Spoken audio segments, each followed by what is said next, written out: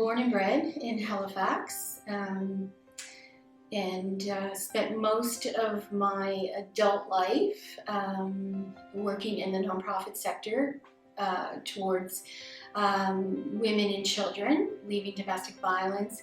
I founded the Marguerite Center, which is for women who are looking to recover from addictions. Single mom for many years on income assistance, going to university. I have a master's degree in political science from Acadia, and it came there from the Mount. And I always knew from the age of 8 that I was going to run politically, somehow, somewhere, sometime.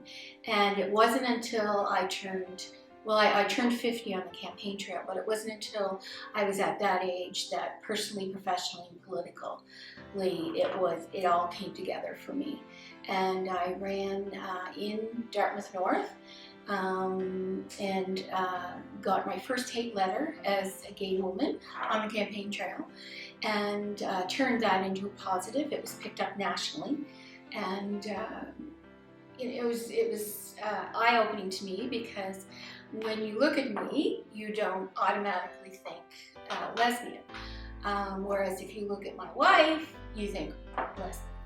And so she had always dealt with those stereotypes. I had never been outwardly hated because of my sexuality. So that was, that should have been the eye-opener, but it really wasn't. I thought it was a one-off. Then I got elected, and then I got named to cabinet, and all of a sudden the story was the first openly gay cabinet minister, MLA, in the history of Nova Scotia, because I didn't hide it. When on my campaign literature, there was all my accomplishments, what I had done, and one little line that said, married to Annette, son Taylor, 5 adopted cats.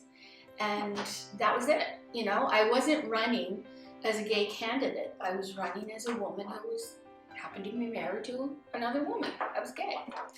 But then, you know, national media actually picked it up when I got elected. And, I tried to not downplay it, but I didn't want that to be the focus of what my accomplishments in my career had been. And I certainly didn't want anybody saying, well, you were named to cabinet because of that, because that was completely untrue. So became a Minister of Community Services and 2 or 3 other portfolios. And that's when the homophobia in this province really reared its head to me. And, you know, I had been going along in my life. I came out when I was 30. I knew for a long time, since I was a little girl, that I was attracted to women.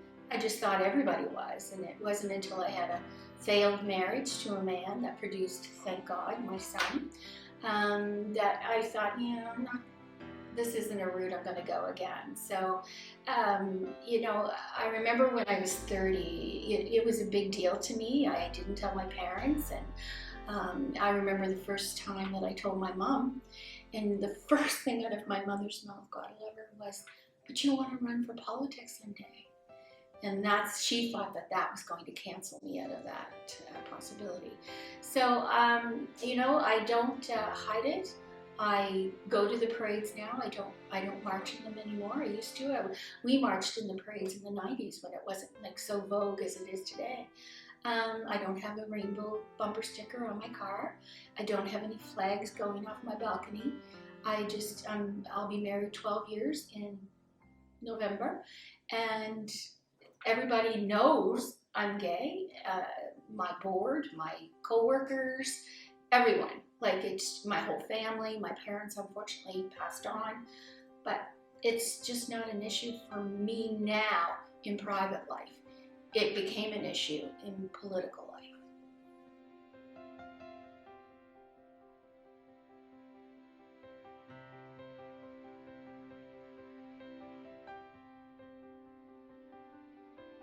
Not in any of my workplaces.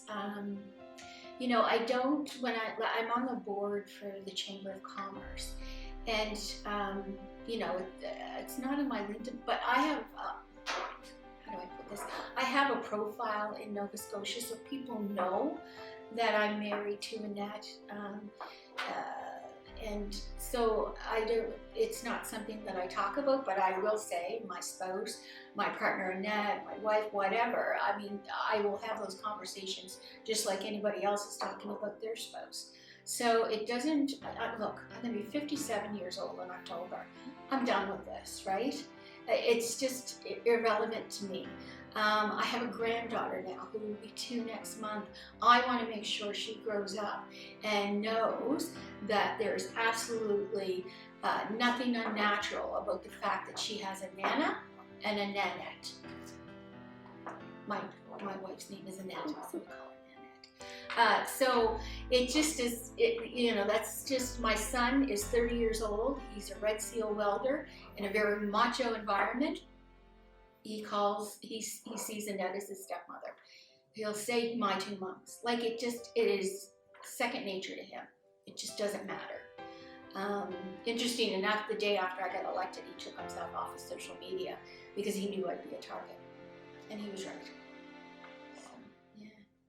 But no, I mean, if I ever leave Easter Seals, they knew in the interview, because I already had a profile going in that I was that. I mean, one of the proudest days in my life was when I introduced my wife while I was on the floor of the legislature. And I knew how significant that was because it would be written into Hansard, and that had never been done in the history of the legislature. So everybody at that moment knew the historical precedence for that and how important it was. And I remember sitting there and every member of the legislature stood up and applauded when Annette stood up, and she thought it was for her. And I said, I think it's for the moment that that's going to be captured in historical context in Nova Scotia. It's important. So it really was a very poignant moment in my life. But I just go about my business and do what I do.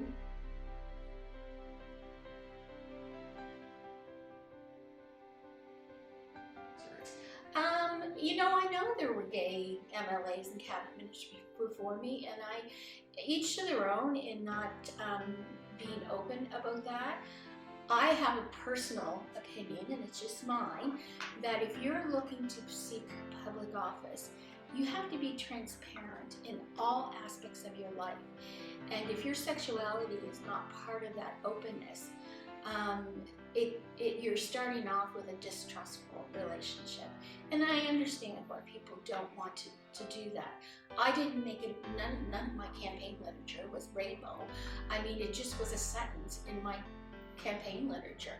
It's just like I would, if Annette was a man, I would say married to blank, grown son Taylor, and 5 rescued cats. So, you know, I never understood, you know, so being the first openly gay, I really, you know, and not everybody's a liberal, I get that, but it's important that all partisan politics recognize that it's important to have that voice at the table. And I was a voice at that table, both for women and for our community. And there were some changes that were made during my tenure with government, and they continue to be made today. I mean, the Premier's one of 17 children. He has a gay brother. You know, it is not an issue with him. In fact, the homophobia was very much an issue for him when it came to me. So it just, it was important to do. It was important to be honest. It was important to be authentic. And it was important to model that for other people who looked at public services as maybe a career opportunity, but it was so important to myself, my wife, and my son to say that we are okay and we're a family, and there is no shame in that.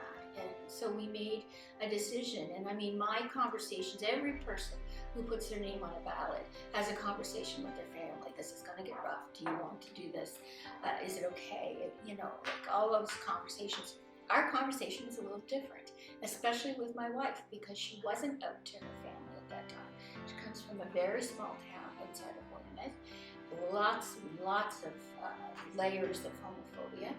And I said, are you okay with me doing this? Because if you're not, I won't do it. I will not run and not talk about my family. So you're either in or you're out, and if you're out, I'm out. And she said, no, I'm in. This needs to happen. So it did, you know, and God love her. She was thrust into the limelight. She actually did an interview on my campaign in 2013, and my wife is introverted. And so it was really interesting to see her talk about something she had been uncomfortable talking about her whole life. So it's been a journey.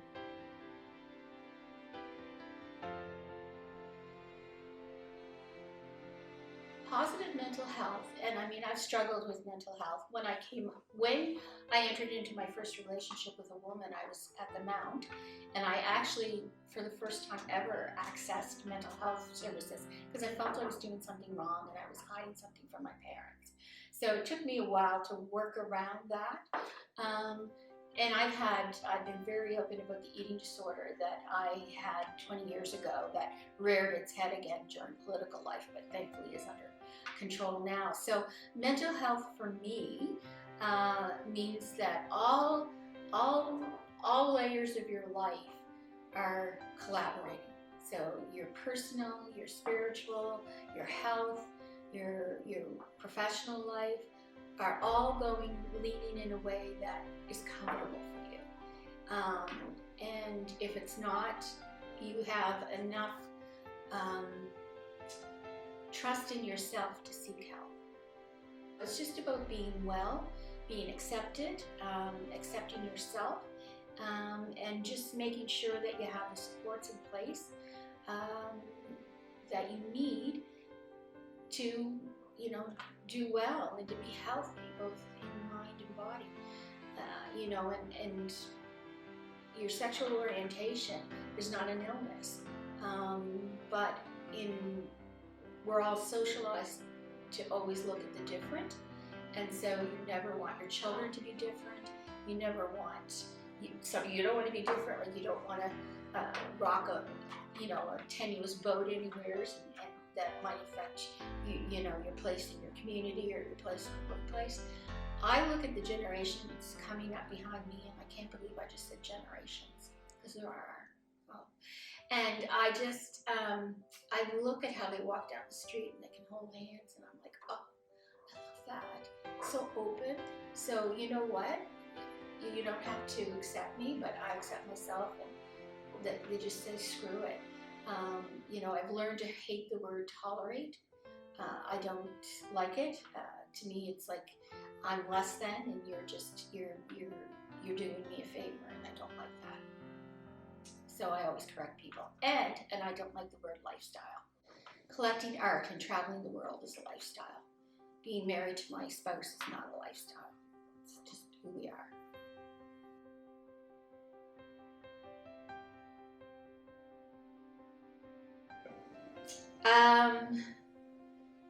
That I should have had a conversation with my younger self about how I felt in attraction-wise. I would say, like, I came out at 30, but I probably knew in my 20s, my late teens, certainly late teens, that I got married to a man because that's what I thought I was supposed to do. And so I would tell my younger self that you do what you do for you, not for everybody else. And, you know, the only positive thing that came out of that marriage was my son. And it was me and him against the world for many, many years. And so I would tell my younger self to, just do what you do for you and don't worry about what other people think of you. I'm Joanne Bernard, and I'm proud to be me.